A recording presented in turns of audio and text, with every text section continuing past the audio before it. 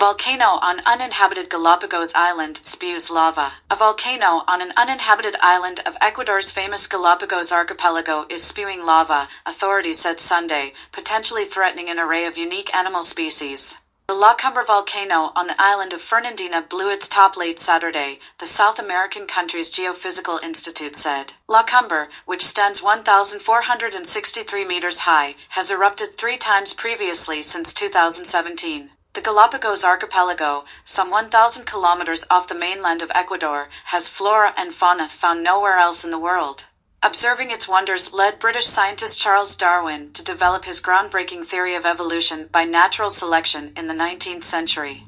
Lacumber has the highest eruption rate of all volcanoes in the archipelago, which is a favorite with tourists. Fernandina, with no hotels or restaurants, can only be accessed for short visits from a cruise boat. The island is host to an endemic species of terrestrial yellow iguana, and in 2019, a type of turtle believed to be extinct was found there. The institute said Lacumber blew a gas cloud about 3 kilometers into the air, dispersed by the wind without passing over other islands with human settlements such as neighboring Isabela. It said the duration of the eruption cannot be predicted, nor whether the lava will reach the shore, but data on the volcano's activity suggested this one was likely to be greater than those in 2017. 2018 and 2020. The institute advised tourists to stay away if any lava does enter the sea. U.S. facing serious security threat, top lawmakers.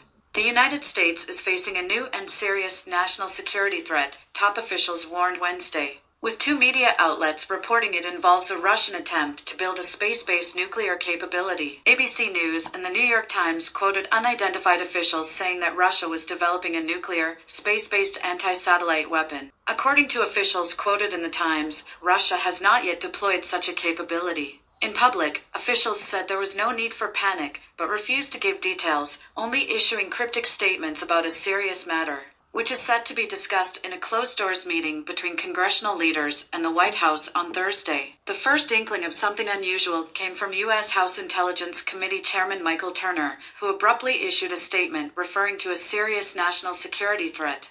"I am requesting that President Biden declassify all information relating to this threat so that Congress, the administration and our allies can openly discuss the actions necessary to respond to this threat," he said. Unidentified sources told NBC and CNN the threat was a highly concerning Russian military capability, without providing further details.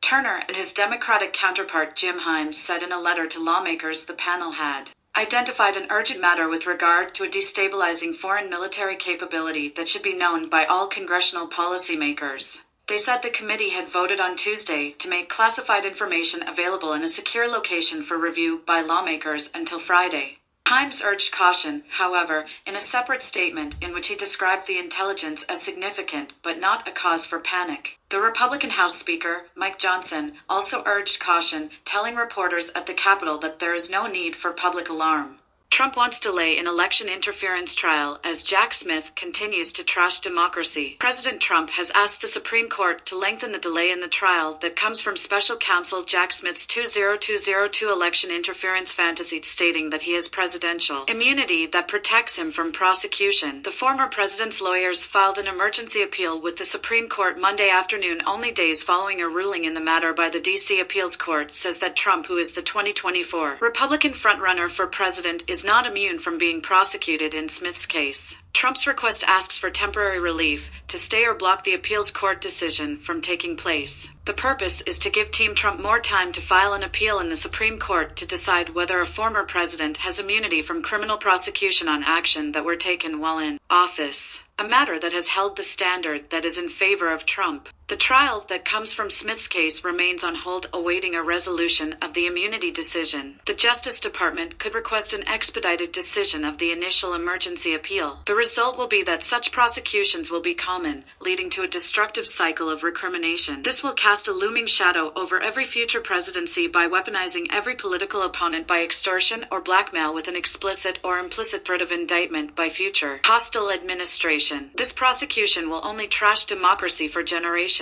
One of Trump's spokespersons said this is a powerhouse filing, and without proper immunity, a president will never be able to function correctly. This filing comes after D.C. federal judge Tanya Chutkan delayed the trial that was set to begin on March 4th, just a day before Super Tuesday primaries in Alabama, Alaska, American Samoa, Arkansas, California, Colorado, Maine, Massachusetts, Minnesota, North Carolina, Oklahoma, Tennessee, Texas, Utah, Virginia, and Vermont.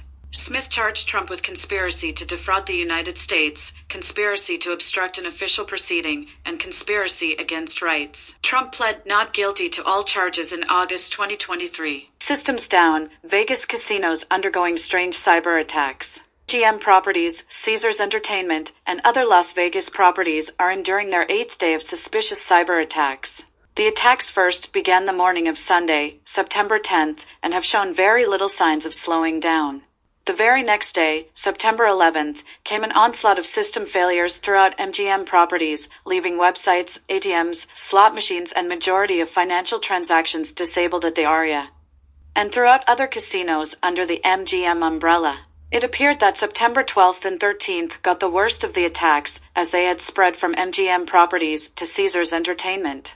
All apps, websites, and phone lines were knocked out at both casino umbrellas. Guests had limited access to any kiosks, ATMs, and credit card transactions within these casinos.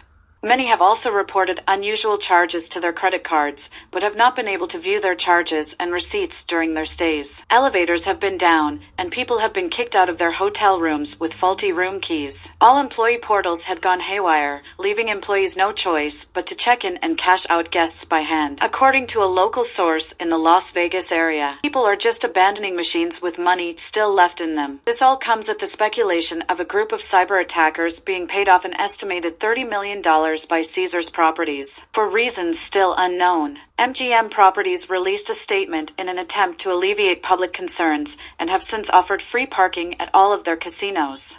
Signs finally seemed to turn in the right direction on September 14th, with systems beginning to come back online, and property amenities such as restaurants, shows, and spas up and running once again. Employees at all of the casinos under attack have also been assured that they will still receive their paychecks on time. When September 15th rolled around, many casinos picked up their foot traffic. Signage could be found everywhere, making guests aware of the current cyber situation. At MGM Properties, credit card transactions still were under caution, and rooms could only be booked via third-party providers. On September 16th, a massive outage was reported at the Venetian Resort. No other reports have been made about the condition of the casino since the outage took place. By September 17th, services at MGM Properties had been disclosed to be in full operation, though there continues to be evidence suggesting otherwise. MGM Properties' website remains the hub for frequently asked questions on the pressing cyber issue. In addition, Harrah's Hotel and Casino is facing abnormal outages, but is not disclosing any further details on the situation. It's the next era of the Taylor Swift travel boom.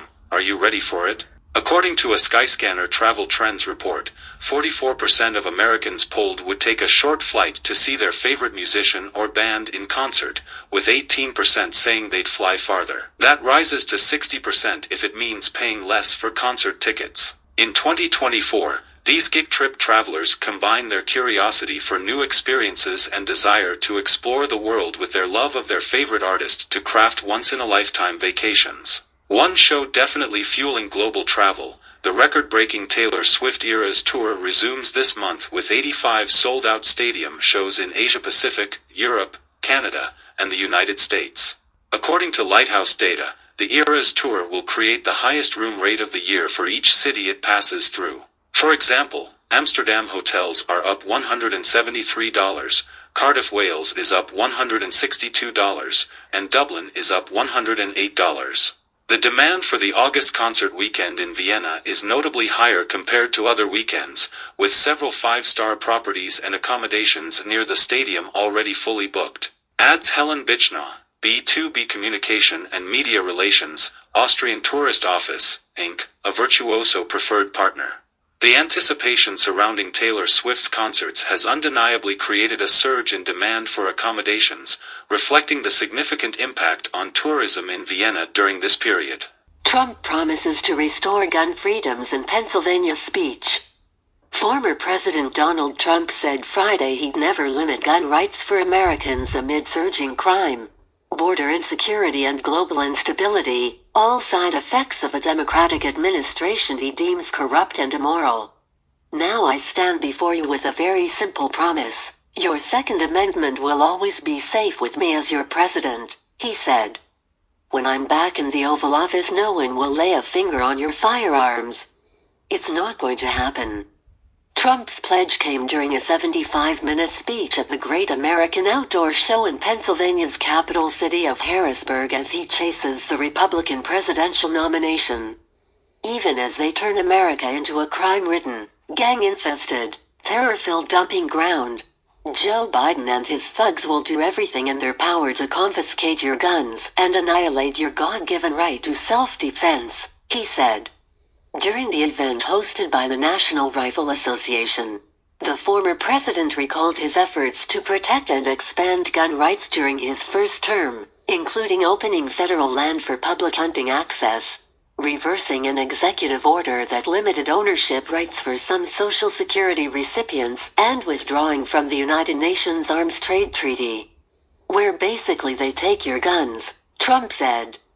He also committed to undoing a federal rule that recategorizes pistol braces as short-barreled rifles, compelling registration of the weapons lest owners face a felony charge punishable by up to 10 years in prison.